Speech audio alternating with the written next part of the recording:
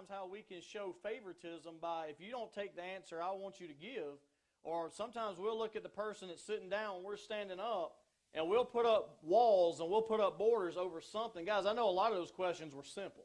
Now, a lot of them made you think a little bit, but so many times we'll pick and choose in our life. If you don't agree with me, then we can't be friends. Would y'all agree with that? You know, I remember a time when you could disagree and you could talk it out with somebody else and just both people part ways and still be friends and say, hey, look, we don't always have to agree, but we can be okay with that. We can go our separate ways. Hang on a minute, Court. But so many times we get to that point, we start choosing sides and showing favoritism because in today's 2021, if you don't take the camp I'm in, then you automatically against me, and I can't like you, and we can't get along, and we can't watch the football game together, and we can't do this together, and we can't do that together because you're in that camp and I'm over here in this camp. But guys, so many times our differences is what make us strong together too, because we need each other, and we're going to find out in just a few moments because, the Bible addresses favoritism. We might not really get to those pages in our Bible and really read it, or we might not read it and really show where he talks about favoritism, but he addresses it very clearly. In just a moment, we're going to read in Proverbs, and we're going to read in James what they have to say about it, or what the Lord has to say about it. But one more thing before we get started. Now, I'm going to need 3 of the leaders, so Casey, Becca, and Levi. Where are you at? Where's Levi? If y'all will, y'all go to the back of the room for a minute, okay? All right, so instead of y'all raising your hands, I'm just going to call on a few folks. I need 3 people. Court, since you had your hand up, go to the back of the room for a minute. Jamie, go ahead. Ella, go ahead. Also, there's no hate in the world. Okay. I never know what Court's going to say, but hey, he can throw some stuff out there. All right, so look, here's what we're going to do. We're talking about favorites, right? Now look. We're talking about favorites. The leaders are not running up here. Jamie, I want you to go to that aisle because I don't want y'all tripping over each other. This is not a race. You go to that side. The leaders, y'all know what you're doing in just a minute. Ella, you come down the middle. Okay? Look, guys, let me say this one more time. This is not a race, okay? So it's not about who gets down here first. Remember, I've got 2 ladies that my life feels like is on the line. Do not break these lights, okay? I shouldn't have dumped that candy where I just dumped it, okay? All right? This ain't going well for me. So look, this is what y'all want to do. This is what I want you to do. You can come down here and get this candy, okay? But I want you only getting your favorite, okay? You can only have your favorite. I'm not timing you. I'll tell you when I want you to go back. When I say go back, you stop grabbing, okay? It's not a race. But you can only come down here and take your favorite. Now, y'all ready? Now, when you get back to your seat, I need you to go back and stand with those ladies back there in the back, okay? Don't go back to your seat. Stay with the ladies and the gentlemen in the back. So, all right? You ready? It's not a race. You can even walk down the aisle. But I want you only taking your favorite. Go. Go. Only your favorite kind. You can go up on that court. You can get. I know he's going to do. Only your favorite kind. We had a whole vacation Bible school about milk duds, and nobody likes them.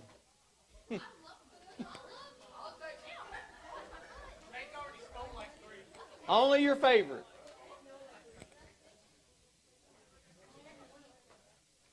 If you're done, you can go to the back of the room.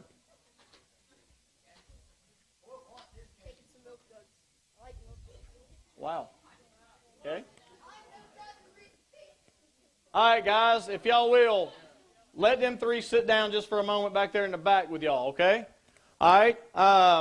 Rachel, go to the back of the room for me. Ian, go to the back of the room for me. Cody, go to the back of the room for me. Ian, come down the middle. Rachel, this side. Cody, this side. Sorry. I bet you I got y'all's attention now. Pass that bag over to him. Take that one. There you go. All right, guys, this is round 2. There again, it's no race. You can only take your favorite, and that's already been picked over, so you can only take your favorite. I was kind of shocked from the first round, okay? There again, you can walk down the aisle. You do not have to run. It's not time. I'll tell you when to go back unless y'all done and you walk back. Go.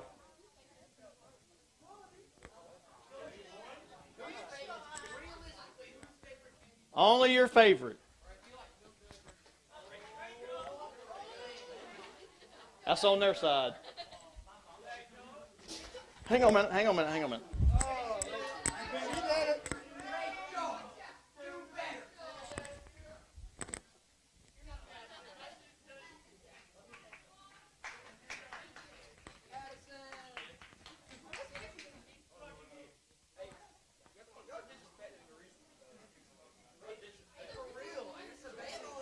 Y'all, I didn't even have to tell y'all to go back. Hey, go back to the. If you played, go back.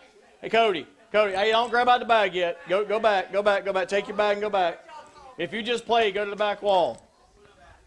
I'm gonna come around this way for a second.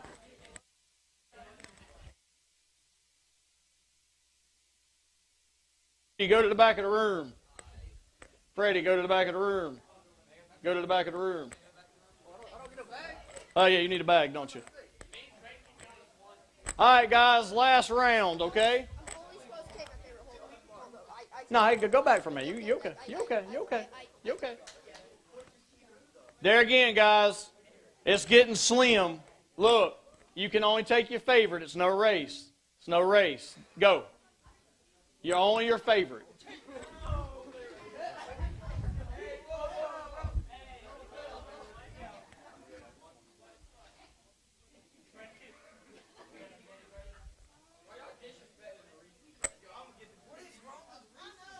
Okay, guys, if you will, sit your bags down in the back, and you may have a seat. Leave your bag in the back.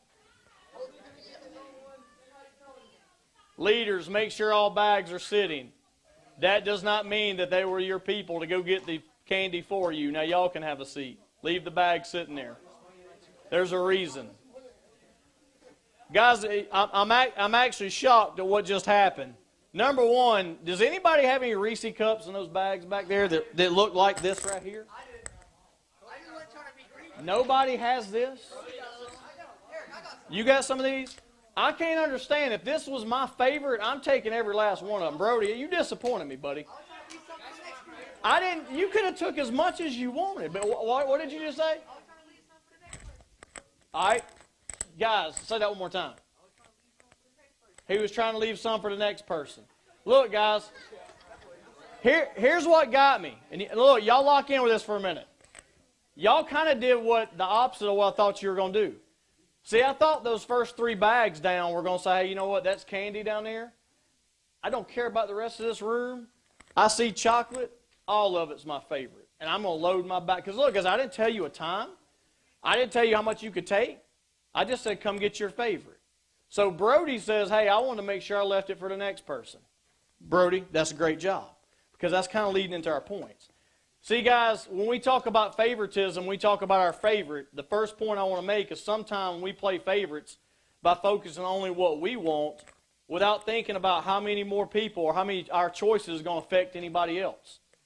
See, Brody leads right into that point because if I'd have run down the aisle and I liked all this chocolate, I'm going to load my bag up and y'all ain't getting nothing, okay? I don't care if you don't get nothing. But Brody brings up a good point. He walked away. He took this one right here. He's the only person that put this in his bag. And I good and well know there's people sitting in front of me would tear this up right now if they needed to. You saying no? There's a bunch of people got these? Okay. But there's a lot of them left. So think about it, guys. So many times we focus on things only caring about us. And this is something simple in candy. But so many times we think about stuff to focus only on us, and we don't care what's left over for anybody else because we want to make sure we're taken care of. The next point. Before long, we've taken everything and left nothing for anyone else. See, I could have won a 4th round. Guys, I only brought bags for 3 rounds because I didn't think we'd make it out of the first. Okay? The next thing is we also play favorites when we pick one person over another choosing one side. Guys, this one should hit home with every teenager in this room. Because see, so many times we pick people and side with people, and everything out there, you name it, whatever it could be is a problem, we pick and choose sides. And look, when we pick a side, somebody's happy and somebody's left out. Okay? We don't play the middle ground and say, hey, look, these are both my friends. Can I talk to both of them and see and bring them together and us talk this thing out and kind of see if we can, make ends meet on this without two people going the opposite way and hating each other, and without them going each way, and then you stuck in the middle, and then you got to choose a side. If I go this way, this person hates me. If I go this way, that person hates me. I was the mediator, guys, trying to bring two people together that they could talk their differences out, and we could still live in harmony with each other without hating each other. But guys, we see favoritism because two people fighting to take that friend in the middle, and then you become the one of focus of which side you're going to. And if you don't choose my side, you know what? I can't like you anymore. Guys, we've come a time in society that we can't sit down at a table and talk our problems out anymore because you're either for me or you're against me. And guys, this whole sin of favoritism that we see, that we think so lightly of, because we don't care if the person's hurt. We just don't want to be the person hurt. We don't care how we leave somebody else as long as we're feeling good. But when you're sitting on that other side of the fence, and you will in life, because if you've lived your life to this point, and all the favoritisms worked in your favor, guess what? There's a day coming that you're going to be the outsider looking in, and it don't feel good. So guys, each and every day when we go to school, and we do whatever we do each and every day, we have choices to make daily that affect somebody's life. And we can either build them up for Christ or we're tearing them down. And he addresses favoritism. But so many times we overlook this because we don't think we have this problem. It says that we need to love everyone the way God loves us without playing favorites. Now, I'm going to ask you a question because you've sat on this side before. Oh, it's easy in elementary school. When I talk to the students up there on Sunday, the little kids, they're going to give me all the little favorites. Hey, this person got student of the month. This person is the teacher's pet. They're going to give me that small stuff. But guys, I'm fixing to ask you a question. How have you seen people play favorites? How have you seen people play favorites in your life so far where you're at? You see it all the time. It happens. One minute you're the person on the top of the mountain. Next time you're slammed so far in the valley you can't even see straight. So you've seen that in your own life, and you see how people play favorites. But guys, no matter if it's an adult like me or a student like you or a leader like them in the back, Jesus takes on this and he talks about this, and he don't care what our age is. He don't care what our walk of life is. He don't care if I'm the student in Mosaic Student Ministry. He don't care if I'm the leader up here. He says it's not going to happen because there shouldn't be any favoritism. So we're fixing to get into that in a moment. It says, here's what God has to say about favorites and choosing sides. We're going to read Proverbs 22 first. Casey's got it marked for me over here where I messed up my book. So in Proverbs 22, 1 and 2, listen closely to what he says. It says, a sterling reputation is better than striking it rich. A gracious spirit is better than money in the bank. Now, guys, let's look at these. That's verse 1. Let's look at verse 2. It says, the rich and poor shake hands as equals. God made them both. All right, let's look at verse 1 real quick. 22, verse 1 in Proverbs. A sterling reputation is better than striking it rich. When you hear the word sterling, what's it make you think of? Straight? Strict? Okay. All right, anything else? Anybody else take a shot at it? Silver? Sterling silver? Okay. So look, I've got it written right here for this purpose tonight. It can mean flawless, immaculate, highest in quality. So now let's put those words into this sentence and replace sterling. A flawless reputation is better than striking it rich. Would y'all agree? A flawless reputation is better than striking it rich. An immaculate reputation is better than striking it rich. A highest in quality reputation is better than striking it rich. But guys, so many times you would give your reputation away right now. If I dumped a bag of money out here on this table, I promise you, if this was money on the table, you wouldn't have went back with those bags empty. You'd have loaded your bag, your pockets, your hat, whatever you could have loaded up to walk back there, and we'd had to search you down to get all that money back out of your pockets. Okay? So when we read this and we see a sterling reputation, a flawless, immaculate, a highest in quality reputation is better than striking it rich. But oh, how many times, guys, we'll see people sell their soul because they want to have money in the bank. We'll see so many times people, they'll turn a blind eye toward their reputation to say, you know what, I will do this for that. I will do this, I'll risk my reputation because I want the riches over here. And we'll sell ourselves out each and every day to have what somebody else has. Oh, guys, it ain't got to be money. Remember keeping up with the Joneses? You know what? I'm glad I don't live near no Joneses, okay? All right, I hope I never live near no Joneses, all right? So think about it this way, guys. So many times when we'll hear that phrase, keeping up with the Joneses, we look at it as we got to have all the stuff. And we'll sell our reputation. We'll do whatever we got to do to basically keep up with somebody else. All right? That's why, because we're choosing favoritism. Hey, I'm going to do everything I got to go after what they have if I can get more. Now, it says that was 22, 1 and 2. Now we're going to skip down to 8 and 9. Let me back up to 2 real quick. It says, the rich and the poor shake hands as equals. God made them both. Guys, rich or poor, guess what? What does both of those people have in common? There you go. Man, you come up here and looked at my notes, didn't you? All right, so like he said, say it one more time, Court. Say it loud and proud. They're all made by God. Whether they've been blessed in life, whether they have the riches in life. Put your feet down, Court. Put your feet down. Put your feet down. I'm about to get Taylor on you back here now. All right? Look, y'all lock in with me for a minute. He's right. They were all made by God. Guys, when you choose sides, when you're at school every day or wherever you go, and you choose sides, you're all made by God. That person that you leave hurting at the lunch table, that boyfriend, girlfriend that broke up, that relationship that didn't work out, those people were both made by God. They're both God's children. No matter what you think of them, or what you think, oh, hey, life's great, I'm going this way with my friend, and we just hurt this person so bad. They're out, feeling bad about themselves. Guys, both of you are made by God. That's God's child sitting over there too. Guys, I'm going to tell you in the room, and we're going to go a little deeper on this one. You know what, guys in the room? These young ladies in the room, that's somebody's daughter, okay? But that's God's daughter. That's God's child too. That's God's child in this room. So the next time, guys, when we have these little urges, okay, and we have this stuff pop in our heads, that young lady sitting out here in this audience, that's somebody's daughter. Okay? They got a dad somewhere. Whether they live with them personally or they don't, somebody gave birth to them. Guys, that's somebody's daughter. But oh, by the way, that's a child of God. Okay? Ladies in the room. Those guys sitting over here. Those guys when the relationship don't go right. And we want to blame them. Or we want to ridicule them. Guys, that's somebody's son sitting over here. That's somebody's son sitting over here. And you know what? That's a child of God sitting over here too. So when we tear each other apart, guys, when we work against each other in everything we do, and we try to show the favoritism, and we try to tear each other apart, like the rich and poor, it shows in this verse right here, you know what? It don't matter how much money they got in the bank or how much they don't have. They're both children of God. He created them both, and He died for both of them.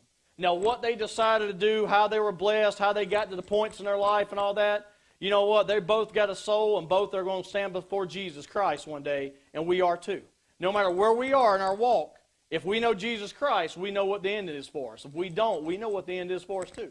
Now, when we flip over to verses 8 and 9, chapter 22, 8 and 9, it says, whoever sows sin reaps weeds, and bullying anger sputters into nothing.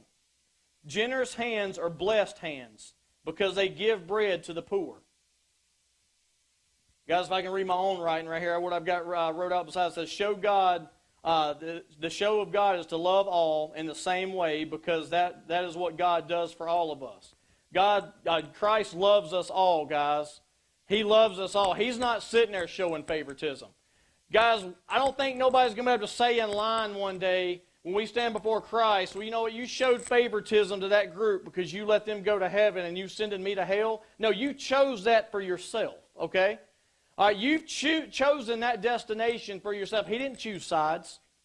He just told you the whole entire time, you're either going, what have you done with my son? What did you do with my son here on earth? Oh, you didn't take my son because, you were too worried about showing the favoritism back in school of being the popular guy. Messing around with all somebody's daughters, okay? You were too worried about being the popular person back living your life, okay? You were too worried about you at the time.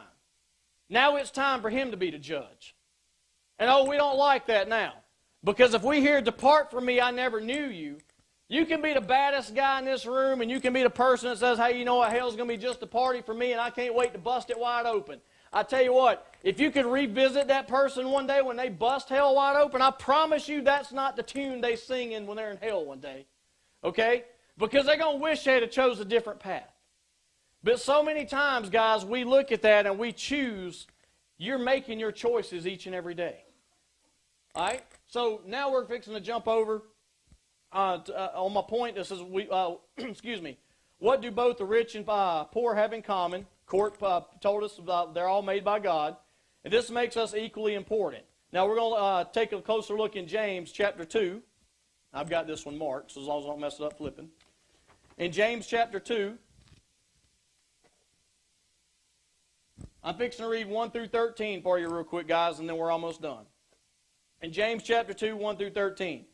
It says, my dear friends, don't let public opinion influence how you live out our glorious Christ originated faith. If a man enters your church wearing an expensive suit and a street person wearing rags comes in right after him, and you say to the man in the suit, sit here, sir, this is the best seat in the house, and either ignore the street person or say, better sit here in the back row. Haven't you segregated God's children and proved that you are judges who can't be trusted? Listen, dear friends, isn't it clear by now that God operates quite differently? He chose the world's down and out as the kingdom's first citizens, with full rights and privileges. This kingdom is promised to anyone who loves God. And here you are abusing these same citizens. Isn't it the high and mighty who exploit you, who use the courts to rob you blind? Aren't they the ones who scorn the new name Christian used in your baptisms? You do well when you complete the royal rule of the Scriptures. Love others as you love yourself. But if you play up to these so-called important people, you go against the rule and stand convicted by it. You can't pick and choose in these things, specializing in keeping one or two things in God's law and ignoring others. The same God who said, don't commit adultery, also said, don't murder. If you don't commit adultery but go ahead and murder, do you think your non-adultery will cancel out your murder? No, you're a murderer, period. Guys, he makes it very clear about favoritism right here. All right, we're all children of him. When we sin by showing favoritism, we're basically implying that God didn't make us all equal. Excuse me. It makes your quality quality of evil thoughts. All right? So when we choose favoritism, we're basically saying that God didn't make us equal. That's evil thoughts that we're putting in our mind when we choose to feel that way. If you look at James 2, verse 5 that I've just read you, it says God's choice of the poor here isn't favoritism because it wasn't based on bias. Guys, we talk about discrimination all the time. Discrimination occurs when one ignores the fact that the law of freedom applies to all people, obligating us to treat everyone equal. Guys, each and every day we have choices we got to make in our life. You go to school, people. You live in neighborhoods. You play on sports teams. Guys, we even take it as far as, look, I know Alexa stood up here and talked about what's happening Saturday about Go Dogs. Guys, you want to see people get divided the next 12 to 14 weeks, you can divide a bunch of people in this room. Okay? You're either with my team or you're against my team. We'll show favoritism, something as simple as that. You let a Georgia fan walk in this door and have a Georgia G on next Saturday or next Sunday, you know what? You'll find out who's against them real quick. You wear an Alabama person walk through that door and wear an Alabama, you'll find out who's on their team real quick. And we'll form our sides, guys, based on something as simple as a sport. But, guys, we do it every day of our life. We choose sides and we show favoritism every day of our life. And the Bible specifically calls it out that we're all created equal by God. We're the ones putting the division, guys, But this world needs to see it turned around where we can sit down and talk our differences out. We can pull up to a table and decide that we can leave the table agreeing to disagree but not hating each other.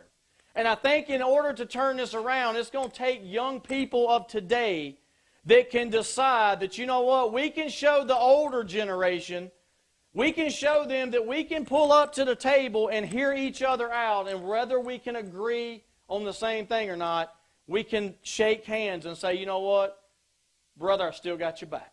We might not agree on this topic, but I still got your back. Oh, what a world in the United States of America it would look like today if we could take things and look at it that way. Oh, what the world would look like if we could sit down at the table when we got problems overseas and problems with foreign countries, and two people sit down at a table instead of hiding in a bunker somewhere or instead of hiding in a cave somewhere. Guys, it's time to come back to the table and talk our differences out, and we don't agree, come together to talk. Guys, I'm never going to say you're going to agree with everybody and everything comes your way. But guys, Jesus Christ makes it very clear, all my people are created equal. He died for every last one of us. And guys, this is another tough one in the room. We see discrimination happening all the time, whether you're black, white, green, or yellow. Let me tell you something, guys. No matter what the color of your skin is, we're all God's children. We can sit here and pick on each other, make fun of each other, do whatever we want to do every single day of the week. But guys, you know what? We're not the judges. We try to be. We'll sit here and say, oh, Eric, that's not me. I don't have that problem. Yes, you do. Yes, you do. You let conflict happen in your life, you're the first one to throw the rock. You're the first one to throw the rock, and you're the first one to call somebody out. Guys, you let a relationship go bad in this room, you're the first one to call somebody out. You're going to destroy somebody while you hoping somebody takes your side. When, guys, God's always saying, all my people created equal. What's your problem? I didn't ask you to be the judge. I didn't turn it over to you and say, hey, Eric, you decide what you want to do. He's telling everybody now that my people created equal. I need you to love one another. Love your neighbors. You love yourself. Guys, you can't love your neighbor if you don't even love yourself. So many times, guys, we sit in this room, when we talk about favoritism, we also see people's hurting within themselves. Guys, you got to first love yourself before you can love somebody else.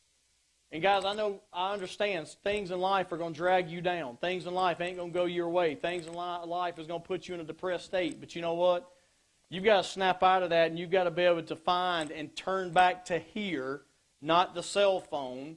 Okay, guys, look, it's good to have accountability partners, and it's good to have people you can reach out to.